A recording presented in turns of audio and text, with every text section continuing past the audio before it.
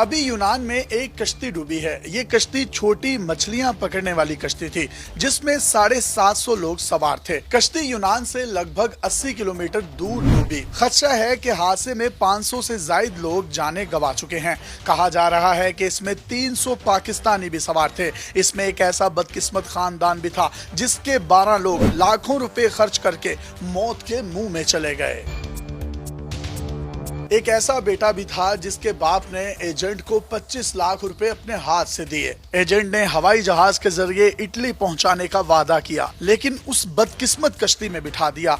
ये अब तक का दूसरा खौफनाक तरीन हादसा है। इससे पहले 2015 में भी इसी तरह का एक खौफनाक हादसा पेश आया था। लीबिया से इटली जाने वाली कश्ती डूबने से 1100 लोग मारे गए। आखिरकार वजह क्या है कि लोग सब कुछ पता होने के बावजूद ये सब करना चाहते हैं? गैर कानूनी तरीके से बॉर्डर क्रॉस करने को क्या कहते हैं, और ये लोग बॉर्डर कैसे क्रॉस करते हैं, और ये सारा प्रोसेस कैसे काम करता है?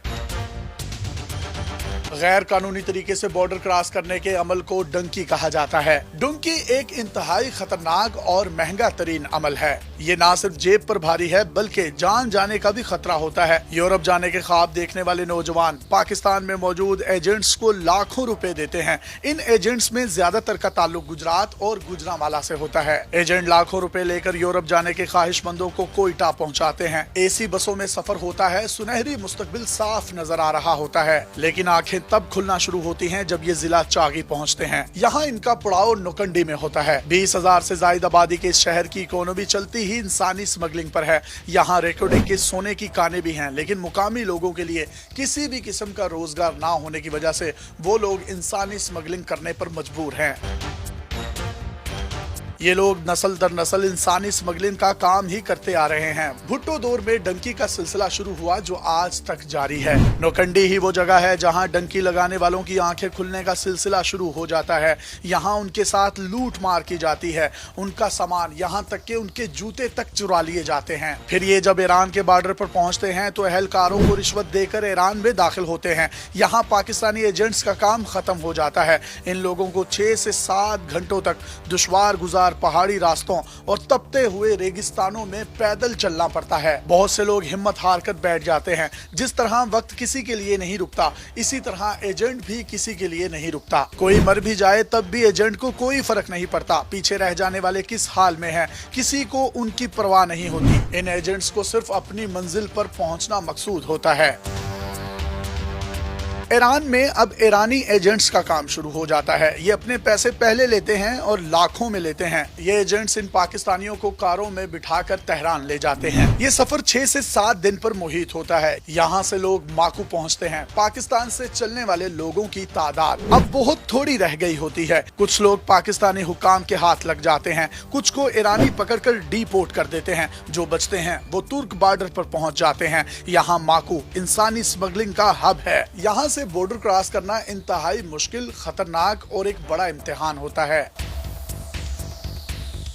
अब तक की कहानी अगर आपको आसान लग रही है तो हम आपको ये बताते चलें कि तारिकीन वतन को सिर्फ रास्ते की मुशक्कतों का ही सामना नहीं करना पड़ता। उन्हें बलोचिस्तान और ईरान में अगवा की वारदातों का भी सामना रहता है। अक्सर खबरें आती हैं कि पाकिस्तानी नौजवानों को अगवा कर लिया गया है। इन नौजवानों को अगवा करके इंतहाई बुरे हालात में रखा जाता है। उनके घर वालों से पैसों का तकाजा किया जाता है, और अगर पैसे ना दिए जाएं तो इन लोगों को इंतहाई बुरे तरीके से मारा पीटा जाता है। वीडियोस बनाई जाती हैं और घर वालों को भेजी जाती हैं। अगर फिर भी पैसे ना मिलें तो अगवाकार इन नौजवानों को कत्ल तक कर देते हैं।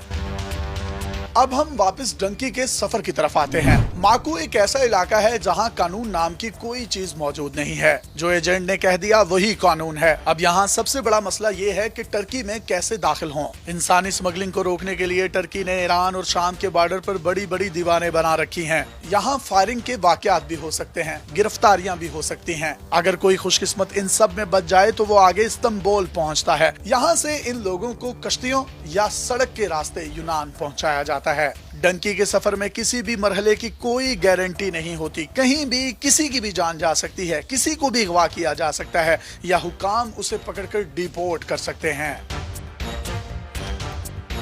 एक अंदाजे के मुताबिक पाकिस्तान से सालाना 30 से 40 हजार लोग डंकी लगाते हैं। एक और अंदाजे के मुताबिक रोजाना 3 से 3,500 लोग ये पुरखतर सफर तय करते हैं। हुकूमती सतह पर इसके दुरुस्त अदाद-ओ-शुमार मौजूद नहीं है। अब तो खवातीन और बच्चों ने भी सफर करना शुरू कर दिया है। ये वो बच्चे और खवातीन होते हैं जिनके घर वाले पहले ही डंकी लगाकर यूरोप में सेटल हो चुके होते हैं। अब वो अपने घर वालों को भी इसी रास्ते से उनकी जानों को खतरे में डालकर यूरोप बुलाते हैं। कहा जाता है कि डंकी लगाने वालों में से 10 में से एक शख्स जरूर यूरोप पहुंच जाता है। डंकी के सफर में लोग तो पहले भी मरते रहे हैं, लेकिन अब यूनान में जो सानेहा हुआ है ये एक इंतहाई खतरनाक और दिल को दहला देने वाला है।